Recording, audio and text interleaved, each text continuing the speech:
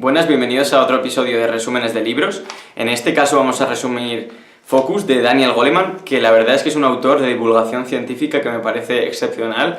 No sé si habréis leído su otro libro, Inteligencia Emocional, yo creo que es el más famoso, su libro por el que más se le conoce. En este libro lo que hace es desgranar un poco lo que es la atención, lo que es la concentración, y define un poco los parámetros que necesitas para conseguirla, porque es una característica que realmente es muy escasa en la era actual. De hecho, fue Herbert Simon el que creó este concepto de economía de la atención en la que nos encontramos ahora, que lo que sucede es que hay tanta información que al final es un problema el hecho de tener tanta. O sea, antes era lo contrario, porque necesitaba la gente más información, tenía que hacer mucho gasto, digamos, de tiempo para, por ejemplo, pues ir a una biblioteca, conseguir información. Ahora lo tenemos todo y tenemos tanto de impactos de marcas y de anuncios como de información pues científica, por ejemplo. Entonces esto al final es una balanza, o sea, cuanto más atención tengas, esto es la atención, por ejemplo, eso es porque tienes menos información. Si tú aumentas la información que está disponible, lo que vas a pasar es que la atención que tienes va a disminuir. Por tanto, Daniel Goleman lo que hace es definir de una forma muy concreta, muy tajante, lo que es toda la concentración, lo que implica. De hecho dice que si tú tienes concentración en un área, vas a conseguir éxito, porque dice que esos dos ingredientes, es decir, la excelencia en un área y la atención o la concentración en ese área, es lo que determina que te salga bien o no. Por tanto, el enfoque que tienes determina tu realidad. El que consigue estar atento, estar enfocado, triunfa. Los directivos, por ejemplo, tienen lo que él llama el triple foco, que es un enfoque tan grande, tan fuerte, que consigue superar a la media de personas. Por eso no todo el mundo puede ser directivo. ¿Cómo consigue este triple enfoque? Estaría el enfoque interno, es decir, de trabajadores, el suyo propio, de la organización en general. Después estaría el enfoque un poco más amplio, que es con la competencia, viendo qué está sucediendo a su alrededor. Y luego estaría el enfoque macro, que pues engloba todo, pues lo que está sucediendo en la economía, las diferentes situaciones que se pueden dar, etc. En primer lugar, lo que quiero hacer es desmitificar, como hace Daniel Goleman, dos mitos que se dan mucho, que es que la atención, en primer lugar, la atención o la concentración es algo dado, es decir, tú tienes una concentración y dices, pues es que yo no me consigo concentrar bien. No, porque es un músculo, como él dice, es algo que se entrena, no es algo que viene dado. ¿Qué es lo que sucede y por qué muy poca gente entrena esto, la atención? Porque realmente es una habilidad muy poco reconocida, como dice Goleman, es decir, nadie dice, hola, pues qué bien te concentras o qué bien consigues atender, ¿no? Eso no es como algo reconocido, mientras que otras habilidades, pues ya sea físicas o mentales, sí que son muy reconocidas. El segundo mito, muy importante, y la verdad yo me lo aplico porque yo algo que utilizo mucho es la multitarea, me encanta hacer varias cosas, no al mismo tiempo, pero llevar varios proyectos a la vez, o hacer varios segmentos de tiempo y dedicar una cosa a una tarea y otra cosa a otra. Entonces, un mito que elimina aquí es el de cuando tú haces multitarea, tu atención se divide. ¿Qué pasa? Que esto no es cierto. La atención, como dice Goleman, es un canal estrecho, es un canal fijo y no se puede escindir, no lo puedes dividir. ¿Qué es lo que consigues haciendo multitarea? Si le haces bien, obviamente, que tu atención la sabes variar muy rápido. Es decir, imagínate que es un láser y tú estás apuntando a un sitio. Hay personas que tienen una atención selectiva muy fuerte, saben concentrarse muy bien en una cosa, pero luego no saben hacer multitarea. ¿Por qué? No es porque su atención se divida, sino porque no saben cambiar ese láser de sitio. Como habréis visto entonces, lo contrario o lo que impide la concentración y la atención es la distracción. ¿Qué tipos de distracciones existen? Según dice Goleman, existen dos tipos, que serían las sensoriales y las emocionales. Estas segundas son las más difíciles de eliminar, porque al final es algo que no depende tanto de tu físico o de algo voluntario. Como imaginaréis, pues la sensorial es la más sencilla de explicar, visual, auditivo. Cuando estás, por ejemplo, intentando escuchar a tu amigo y hay muchas personas que están hablando de por medio, no puedes prestar atención al 100% porque se te está molestando auditivamente, y lo mismo pasa visualmente. Cuando a ti te impacta una marca, al final lo que pasa es que tienes tantos impactos de marca que no te concentras nunca en uno y quizás dices, ¡hala, me suena esa marca de que la he visto en algún lado! Pero si solo hubiera un cartel cada vez que pasas por un sitio que pasas todos los días, sabrías perfectamente qué marca es esa y si lo ves en otro lado te acordarías de que la has visto ahí, pero lo que pasa es que hay tantas que se nubla y hay una distracción sensorial visual. Emocionales, por otra parte, son las que te impiden concentrarte desde un punto de vista interno, podríamos decir, no tan físico, sino que es algo, por ejemplo, que has tenido un problema y estás ahí pensándolo cuando te quieres concentrar, tienes un examen y no te consigues concentrar por los nervios, todo esto son emocionales. ¿Qué hay que conseguir para concentrarse? Eliminar por completo cualquier distracción emocional. Entonces, como podréis suponer, ¿qué pasa cuando eliminas esas distracciones? Que consigues una mayor concentración. ¿Por qué? Porque se consigue una mejoría o nuevas conexiones neuronales. ¿Qué quiere decir esto? Que tú cuando estás, por ejemplo, leyendo un libro, imagínate concentrado, suponiendo que no tienes estas distracciones, consigues crear nuevas conexiones neuronales que básicamente lo que hace es absorber esa información y lo relacionas con algo que tú ya tienes en el cerebro. Es decir, es como que se entrelaza esa información que consigues nueva si tú estás concentrado. Si tú no estás concentrado, quizás la recibes, pero imagínate que esto es la información que ya tenías tú en tu cerebro y esta es la información nueva. ¿Qué pasa? Que van a chocar y seguramente luego no la interpretes tan bien o no la memorices o no la interiorices porque no has estado concentrado. Sin embargo, si te concentras, lo que pasa es que se entrelazan, hay nuevas conexiones neuronales. Otro punto muy interesante es el de las dos mentes, o la dualidad, o los dos sistemas. Cada autor lo llama de una manera. Esto viene del libro de Pensar rápido, pensar despacio, del novel Daniel Kahneman, que básicamente lo que dice es que hay dos sistemas. El sistema 1 me parece que es el que él determinaba, es como un sistema mecánico donde tú haces pues tus hábitos, tus rutinas, por ejemplo conducir, que es algo mecánico que no estás pensando, acabo de cambiar. Todo eso se hace con el sistema 1, respirar, andar, cualquier cosa de este tipo se hace con el sistema 1. Esto estaría identificado con la atención ascendente, eso se llama la mente ascendente, el sistema 1. Esta atención se produce en la parte subcortical.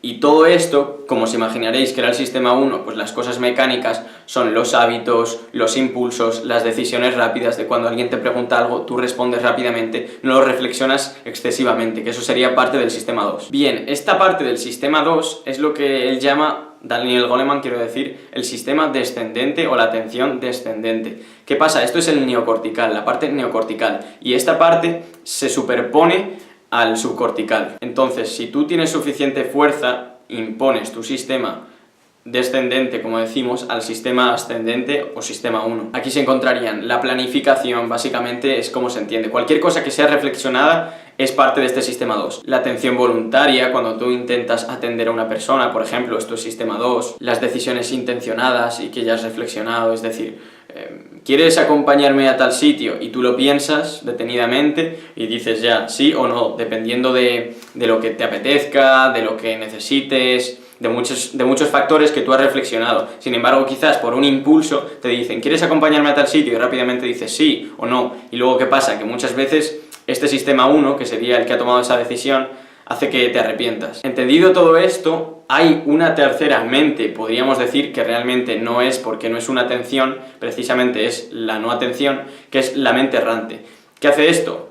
Esto básicamente es como lo contrario a la atención, es decir, lo típico de que tú te pones a estudiar o te intentas concentrar y te pones a divagar, pues esto es la mente errante. ¿Qué es lo que sucede? Que la mente errante no es mala de por sí, pero muchas veces interpretamos como que es malo divagar, como que es malo ponerse a pensar en otras cosas. Vale, de por sí no es malo. ¿Qué es lo que sucede? Que cuando nosotros dejamos de pensar en cosas, o intentamos no pensar, o estamos concentrados y de pronto empezamos eso a divagar con la mente errante, generalmente vamos o tendemos hacia nuestro interior. ¿Y qué pasa cuando tendemos hacia nuestro interior? Que vamos a un pensamiento no placentero, es decir, hacia la parte negativa de nuestro pensamiento, hacia algo que es emocionalmente negativo. Entonces lo que pasa es que pensamos en nuestros problemas, en una situación que se podría dar que es mala, siempre tendemos hacia lo negativo. Entonces si no fuese así, si cuando tú divagas vas hacia lo positivo en vez de hacia lo negativo, divagar no es para nada malo. De hecho, cuando se divaga suceden los pensamientos creativos, los escenarios posibles o futuros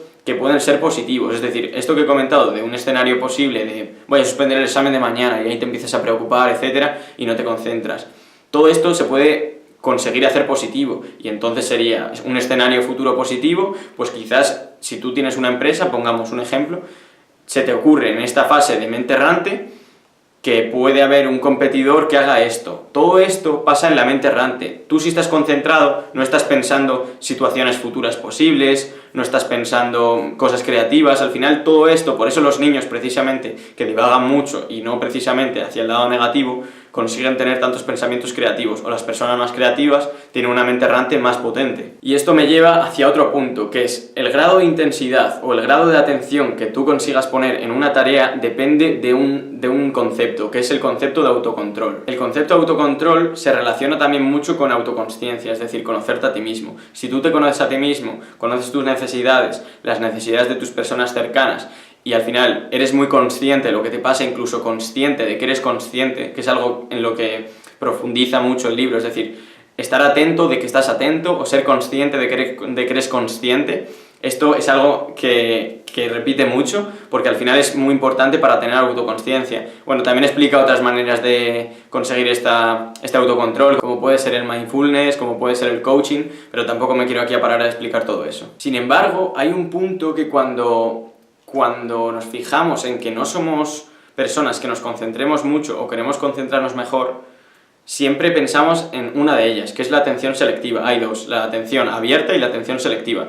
Como os podréis imaginar, la atención selectiva es todas las que hemos estado poniendo ejemplos. Concentrarse en un libro, concentrarse en estudiar, todo, es decir, conseguir un objeto y centrarse en él. ¿Qué pasa que cuando hacemos esto? Que descartamos generalmente, porque si no te vas a distraer, el resto de cosas. Sin embargo, está la atención abierta. Y no es más importante ninguna de las dos. Las dos son importantes. La atención abierta es básicamente centrarnos en todo el entorno. Obviamente no va a tener la misma intensidad que si tú te centras en una sola cosa.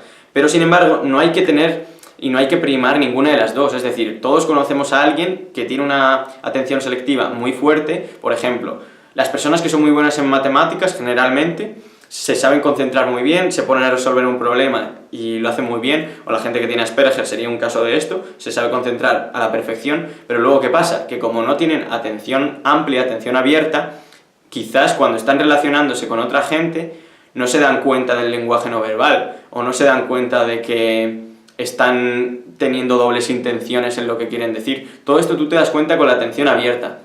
Y esto yo creo, quizás es un sesgo que yo tengo, porque yo la tengo más desarrollada también. Yo me fijo mucho, por ejemplo, en el lenguaje no verbal, pero yo creo que generalmente nos damos más cuenta de eso, es decir, tenemos una mejor atención abierta porque estamos más acostumbrados a ver varias cosas que una atención selectiva. Pero como digo, no hay que descuidar ninguna, tienes que intentar estudiar y mejorar las dos. Tienes que intentar conseguir una atención abierta, como he dicho en ese ejemplo, pues dos personas están hablando y tú te fijas, atención abierta, en todo lo que pasa. Así puedes responder bien, puedes responder para que a esa persona le interese más, para no caerle bien a esa persona si quizás es lo que te interesa. Si tú tienes selección abierta vas a conseguir analizar, digamos, todo el escenario y así vas a poder actuar en consecuencia. Sin embargo, la atención selectiva también es muy importante, como es obvio, es decir, si tú necesitas quizás simplemente centrarte en lo que está diciendo la persona porque es algo muy profundo, necesitas estar centrado en lo que está diciendo, y si tú tienes ahí una atención abierta, por ejemplo, si alguien está hablando de un tema filosófico muy profundo y tú tienes atención abierta a ver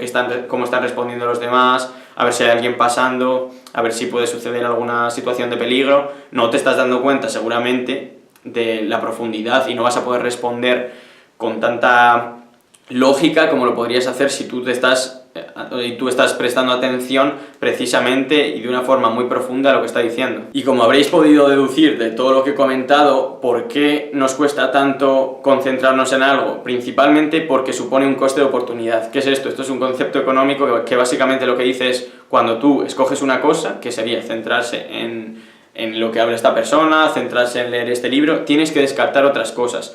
¿Qué pasa? Que como tenemos tantas cosas para elegir, ahí estaría la paradoja de la elección, nos molesta más o nos cuesta más y al final no elegimos e intentamos hacer todo a la vez. ¿Qué pasa? Si tú quieres leer y tienes las notificaciones del móvil, tienes la pantalla del ordenador, tienes el sol fuera que te apetece salir, tienes muchas distracciones, ese coste de oportunidad sería no salir, no estar al móvil, no ver vídeos en YouTube en el ordenador. Entonces todo esto al final es como un coste que tú tienes, ese coste de oportunidad. Pero bueno, como decía Steve Jobs, es tan importante decidir lo que no hay que hacer como decidir lo que hay que hacer. Espero que os haya gustado el resumen de este libro, me podéis dejar un like si os ha gustado y compartirlo. Si tenéis alguna otra propuesta de libro, como siempre os digo, me la podéis dejar por Instagram, por mensaje directo, que por cierto lo dejaré por aquí, si no me seguís me podéis seguir, o por aquí en la caja de comentarios. Nos vemos en el próximo vídeo. Ya no hay tiempo para hablar, mamita, vente pa' aquí. Si contigo no puedo estar.